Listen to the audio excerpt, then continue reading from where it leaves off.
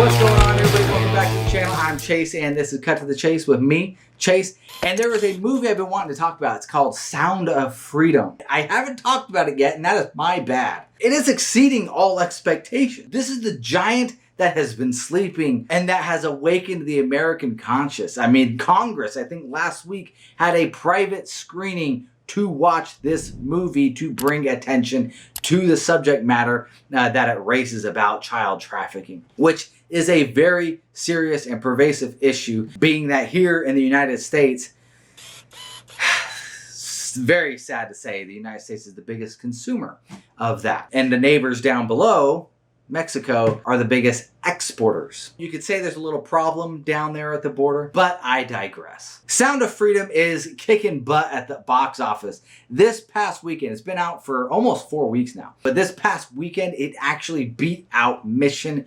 Impossible. It took the third spot. There's Barbie, Oppenheimer, Sound of Freedom, and then Mission Impossible coming in the fourth slot. Didn't beat it by much, but it did. On a $14 million budget, it's now almost at $125 million. It is doing really, really good. And it only keeps going up every week. Like they're able to keep getting new theaters that want to show the movie, which I think is awesome. I saw the movie. I really liked it. I think the message that it's sending is quite clear and quite apropos to this day and age, which, you know, maybe it's not a coincidence that it got delayed 5 years, because this movie was done in 2018 and then it got shelved, and Disney was holding on to it, ironically, and didn't want to produce it.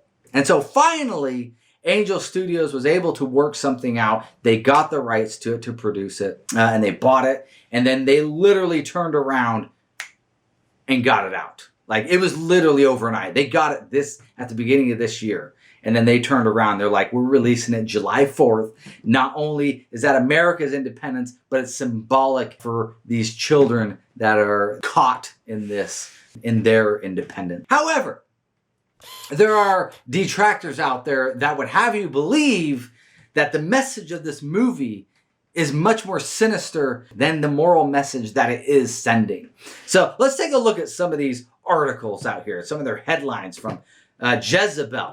Sound of Freedom is an anti-child trafficking fantasy fit for QAnon. Jezebel. Interesting name. Do some Old Testament research and you'll find out a little bit more about Jezebel there. So it's kind of appropriate. Rolling Stone. Sound of Freedom is a superhero movie for dads with brainworms. The QAnon-tinged thriller about child trafficking is designed to appeal to the conscience of a conspiracy-addled boomer. Wow, more QAnon stuff. Sound of Freedom, this is from The Guardian. The QAnon-adjacent thriller Seducing America. Jim Caviezel stars as a hero trying to stop child traffickers in a paranoid new movie turning into a surprise box office hit. The Washington Post, QAnon and the Sound of Freedom both rely on tired Hollywood tropes. All of these articles, they're all attacking the message of the movie and trying to undermine it, being that, hey, this is just some conspiratorial QAnon nonsense. Nothing to see here, people. We're not involved in any of that. Please don't shine a light over here. Jeffrey Epstein did not, in fact, Jeffrey Epstein did kill himself. No, Jeffrey Epstein did not kill himself. That's what I'm trying to say. Ghislaine Maxwell, she may have gone to prison for child trafficking, but it's so weird that she trafficked children to nobody. There is no record of it, because that's all you need to know about that. It is not surprising to see these articles coming out and defending. So what's weird is, I guess if you're attacking the message of the movie, you would be defending the opposite of that message. That's the only way you're defending child trafficking at that point. But what's even more interesting is, if you remember, there was a movie called Cuties. I did a video on it, actually, that came out. It's about 3 years ago. Awful, awful movie. And it follows these young, little preteen girls, and basically it is borderline CP, if you know what that means. If you don't, you'll get an idea. The movie literally shows graphic depictions of stripping and of these little girls and just doing this erotic kind of stuff. It's a terrible, terrible movie which is ripe with degeneracy in all things held. But I want to do a side-by-side comparison. I wish I was the one that did this, but shout out to DC Drano on Twitter for doing it. But he does a side-by-side comparison of these media outlets defending cuties and then what they think of Sound of Freedom. Rolling Stone, thanks to a major marketing mistake, the award-winning French movie Cuties was accused of sexualizing young girls. It does. It's actually a sensitive portrait of growing pains that deserves to be seen. Now on to Sound of Freedom. Sound of Freedom, the QAnon-tinged thriller about child trafficking, is designed to appeal to the conscience of a conspiracy-addled boomer. The Washington Post, perspective. Cuties is an unflinching look at what it means to be a preteen girl. No wonder people can't handle it. Sound of Freedom, the low-budget film about child sex trafficking, almost topped the box office on July 4th, but its star, Jim Caviezel, has linked it to the QAnon movement. You see where the morals are of these outlets, and it's disgusting to witness. And I feel icky, to be honest, like even talking about it and reading it.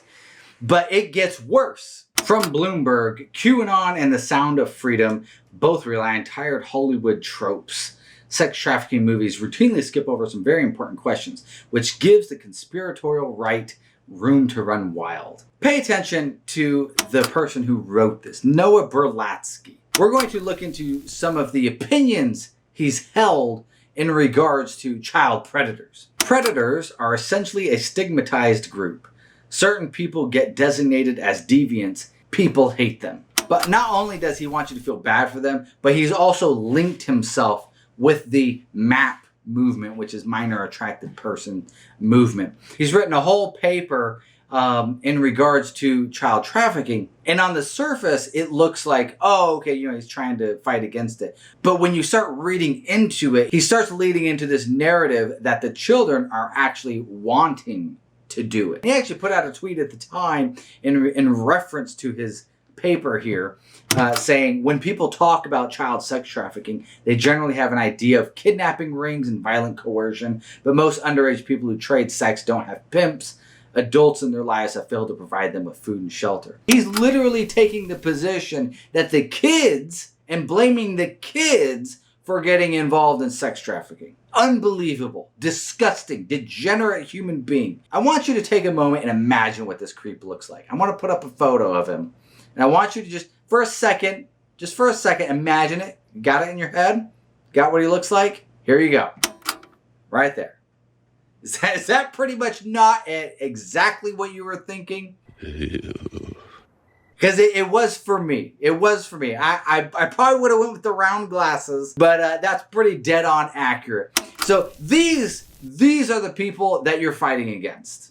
These are the people that want to bring this degeneracy to the mainstream, to the norm. I get it if you want to attack the movie or criticize the movie on fair grounds. The screenplay was jumbled. The plot line had too many holes. Jim Caviezel just wasn't his best acting performance. I get all that. But to attack the message of the movie, you can have an awful movie, but you can at least respect the message that it was trying to send. When you're attacking the message of it, that's where it gets weird. But that's the video. I really wanted to talk about this subject because I thought it was really important. I just wanted to bring some light to it over here in my small corner of the world. But I'd love to know what you guys think. Have you seen it? Are you going to see it? I'd love to know what you guys thought about the movie down in the comments below. Like I said, I really liked it. And if you liked this video, please go down and like it. If you have not yet already, please subscribe to the channel and hit that bell for notifications.